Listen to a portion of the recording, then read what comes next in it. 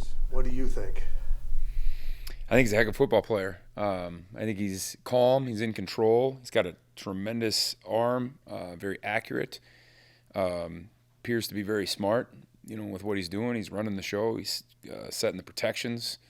Um, he understands matchups. Knows what he's doing with it. He's a heck of a football player. I mean, there aren't too many better than him out there. He's doing a good job of harassing quarterbacks. Maybe not getting the sack, but making them uncomfortable, move around. He's pretty experienced at that, and plus he's a run threat. So does that change how you approach this? We've dealt with guys that can extend plays before.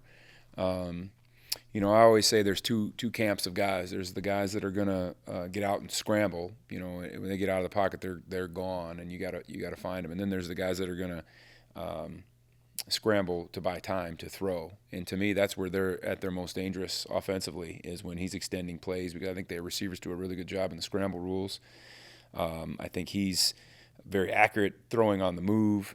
And so if you broke down, I don't know the numbers off the top of my head, but if you broke down where their explosive plays are coming from, it's because of his ability to extend plays. And that's how they've made their hay for a long time.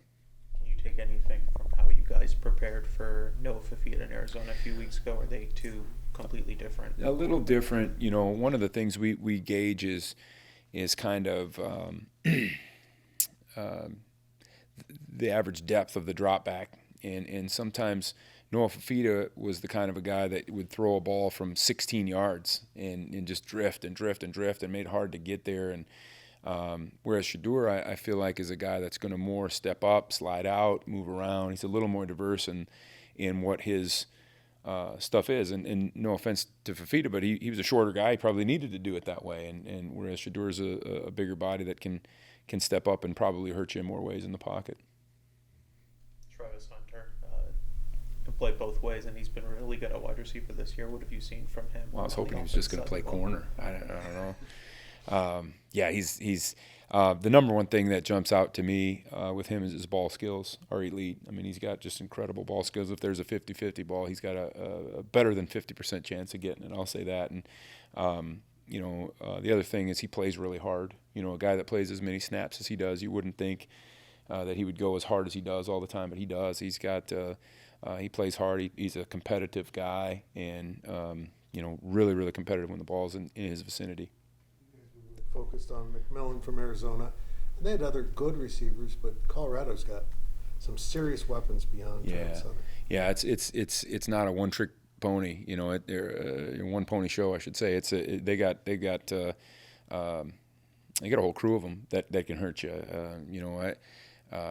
I'd say there's four, guys that come to my head that all have their own set of skills that are unique and make them dangerous. So it's a little more difficult, you bet, to do things and move your coverages around people, or positions. So he's, this is a good skill group for sure. I know their offensive coordinator comes from the NFL. He was an NFL offensive coordinator for a long time. Do you see sort of NFL tendencies or schemes that he's sort of brought over from his time in the NFL? I do, yeah. When you look at Colorado a year ago and what they were doing offensively, they tried to manufacture a lot of things with tempo. They tried to manufacture some things with formations. They tried to that was their MO. And since he's been the guy, you can clearly see that it's more about matchups. It's more about there's less formations. There's less, and they're just trying to manufacture ways to get matchups. And that's to me, that's the NFL football, and that's absolutely, I can see that in what they do. Klanderman said he was so pulled out of Uso back. Has he had a good week of practice? He has. He's been running around quite a bit the last couple of days. I would expect that he'll be able to go. How important is he to how this defense line operates? He's huge. Yeah, he's huge in a game like this. Asher Tomaszewski's had a good week of practice. Malcolm Elkhorn Crowder's been up and he's improved this week. But the thing that Uso gives us from that spot, and Damian does a great job too, but Uso's such a twitchy pass rusher, and in a game like this, that the ball's going to be in the air more than it's not.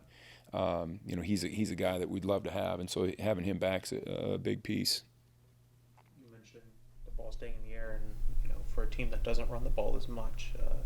How important is this to still try and take away the running game? Yeah, and that's. make them one-dimensional? I think they've been a little bit more committed to it the last couple of weeks, and it's funny because when you watch how defenses kind of tried to attack these guys, it was getting and probably this is the reason is they were starting to just get into some exotic things.